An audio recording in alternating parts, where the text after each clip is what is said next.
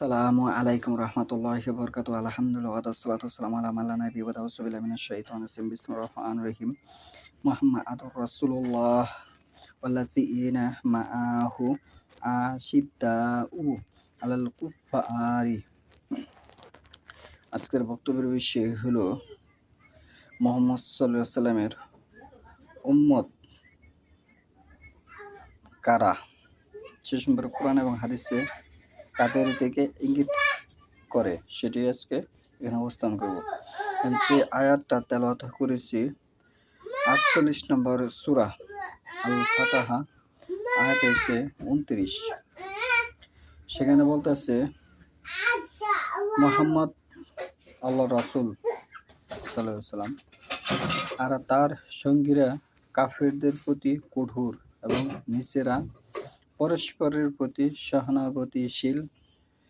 আল্লাহর অনুগ্রহ সন্তুষ্টি প্রত্যাশায় তাদেরকে তুমি রুকু ও সিজদা অবস্থায় দেখতে পাবে। সিজদার চিহ্ন তাদের ঈমানের চিহ্ন তাদের চেহারায় বিদ্যমান।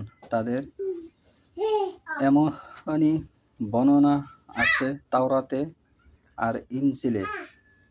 তাদের বর্ণনা এরূপ, যেমন একটি বীজ যা তার অঙ্কুর উদ্গত করে, অতঃপর আল্লাহ তাকে শক্ত করেন।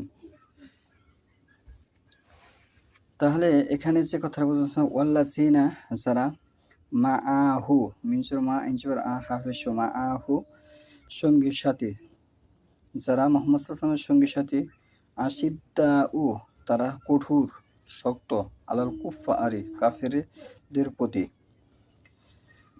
কাফেরদের প্রতি কি তারা কঠোর। তাহলে এখানে বর্তমান প্রেক্ষাপটে কিন্তু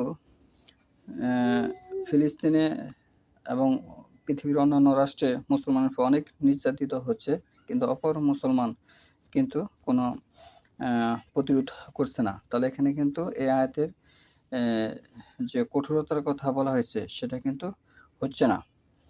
এখানে হাদিসে বলা আছে যে জুবাইর ইবনু মুতআইম রাদিয়াল্লাহু হতে বর্ণিত, আল্লাহ রাসূল সাল্লাল্লাহু আলাইহি ওয়াসাল্লাম বলেন, আমার ৫টি প্রসিদ্ধ নাম রয়েছে। আমি মুহাম্মদ, আমি আহমদ, আমি আল মাহি।